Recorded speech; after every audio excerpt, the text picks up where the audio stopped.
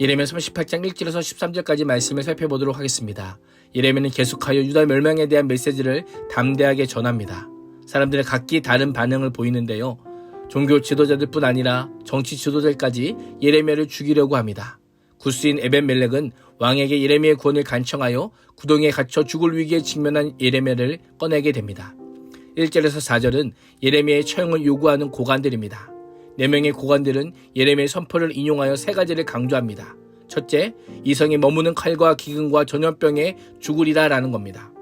당시 유다 백성들은 하나님의 임재의 상징적 처소인 거룩한 성지에 있는 예루살렘은 영원히 무너지지 않을 것이라고 생각하였습니다. 그러나 예레미야는 당시 시대 정신의 정면으로 도전하며 이 성에 머무는 자는 불강력적으로 죽음에 이르게 될 것이다 라고 하는 하나님의 말씀을 그대로 선언합니다. 그들 앞에 절망적인 상황이 다가올 것은 사실이지만 전혀 피할 길이 없는 것은 아니었습니다. 둘째, 갈대에게 항복하는 자는 살리라는 겁니다. 성 안에 머물지 않고 바벨론 군대가 있는 곳으로 나가서 하나님의 말씀을 따라 항복하는 자는 여호와의 말씀대로 무조건 살 것이라고 하는 겁니다. 하나님의 뜻에 순종함으로 말미암아 노력물을 얻은 같이 자신의 목숨을 얻게 될 것이다 라고 말씀합니다. 하나님은 자기 백성을 심판하실 때에 모든 사람을 멸하시는 분이 아닙니다. 하나님의 백성이 살 길을 준비하실 뿐 아니라 직접 알려주십니다. 알려주시는 길을 믿고 따라가는 자만이 살 수 있는 겁니다.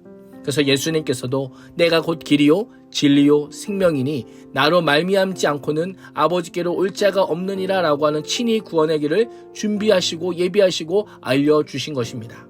셋째, 이 성이 반드시 바벨론 왕의 군대의 손에 넘어가리라는 겁니다. 바벨론에게 항복하지 않고 성 안에서 끝까지 버티는 자의 결말을 알려주며 그들이 얼마나 어리석은지를 깨닫게 합니다. 반드시라고 하는 표현을 통해 인간과 달리 실수가 없으시고 완전하시고 한번 결심한 것은 꼭 이루시는 하나님께서 그리하시겠다라고 선포합니다. 예레미야가 왕에게 하나님의 말씀을 전하자 고관들은 이 사람은 마땅히 사형에 처해야 합니다 라고 합니다. 해치려는 이유는 2가지인데요. 첫 번째는 백성의 평안을 구하지 않고 재난을 구한다는 겁니다. 그들은 예레미야가 하나님께서 보내신 선지자라면 평안을 구해야 함을 전제하고 있는 겁니다. 둘째, 이 성의 남은 군사의 손과 모든 백성의 손을 약하게 한다라는 겁니다. 약하다라고 한 단어는요, 치료하다와 절망하다라고 한 단어와 어근이 같습니다. 저자는 언어 유희를 통해 백성을 치료하는 자가 누구인가, 또 백성을 절망하게 하는 자가 누구인가에 대해서 질문합니다. 고관들은 예레미야를 후자로 본 겁니다. 정말 유대 고관들이라면 무엇이 나라와 백성을 위하는 것인지를 따져보아야 됩니다. 무엇이 치료인가, 무엇이 절망인가를 분별할 수 있어야 합니다. 무엇이 옳은 겁니까? 상황의 급박함이나 환경의 절박함이 아닙니다. 하나님의 말씀에 대한 신뢰의 여부입니다. 신뢰할 것인가, 신뢰하지 않을 것인가. 오늘 우리의 모습이 그렇지 않습니까? 오늘 우리는 복잡하고 바쁜 일상을 살아갑니다. 정신없는 하루 속에서도 무엇이 정말 나를 위하는 길인지, 나를 치료하는 말씀이 무엇인지, 나를 절망하게 하는 말씀이 무엇인지 분별할 수 있어야 합니다. 내 생각과 하나님의 생각이 다를 때 무엇이 참인가 거짓인지를 볼 수 있는 영혼을 가지고 바른 길을 선택하시기를 주님의 이름으로 축복합니다. 5절과 6절은 구덩이에 빠진 예레미야입니다. 시드기야는 유다의 왕으로 모든 일을 법에 따라 주권적으로 결정해야 될 자리에 있지만 예레미야의 처분 사건만큼은 그 생명을 노리는 고관들에게 전적으로 위임해 버립니다. 하나님의 말씀을 선포한 예레미야이지만 결국 구덩이에 던져지게 되고 구덩이에는 물도 없고 진창만 있을 뿐입니다.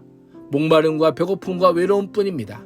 고관들은 예레미야가 진흙 속에서 굶어 죽기를 바랬는지 모르겠습니다. 그러나 하나님께서는 그들이 전혀 생각하지 못한 방식으로 예레미야를 구출해내십니다. 7절에서 13절은 예레미야를 살린 구스인 에벤멜렉입니다. 왕국 내시인 구스인 에벤멜렉은 시드기야가 베냐민 문에 앉아있을 때에 관리들이 예레미야를 구덩이에 넣었다는 소식을 듣게 됩니다.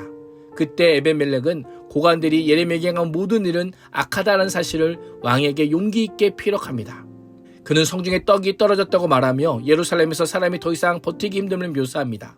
더욱이 예레미야가 갇힌 구덩이는 마신 물도 먹을 음식도 없기에 그의 목숨을 보장할 수 없다라는 겁니다. 그가 거기에서 굶어 죽으리다 라고 왕에게 이야기합니다. 좀 더 정확하게는 그는 반드시 그 안에서 굶어 죽을 것이다 라는 겁니다.